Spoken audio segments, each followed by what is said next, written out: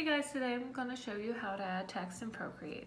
All you have to do is go to your settings panel, make sure you're under add, click add text, type in whatever text you want. Click edit style. You can from there go to fonts and click whatever font you want. You can also import different fonts. I've imported some. Let's do Proxima Nova Bold. Okay, and then we can increase the size of our text if we want. And Carnation looks pretty good already, so we'll keep that there. You can also play with track and leading, baseline, and opacity if you want, but I think that looks pretty good. And then click done.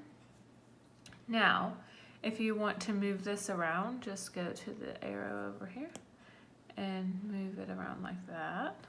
And then if you want to edit your text or add another word to it, go to your layers panel, click on the specific text layer, then click edit text.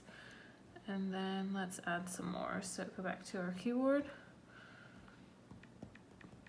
and then back to edit style. And sometimes if the text is taking up too much of your canvas, this bottom bar hides it. So what we could do is we could zoom out a little bit and then go back to edit text. We'll be able to see it a little bit better, figure out what we want to do. Move the leading in a little bit more. And then click done.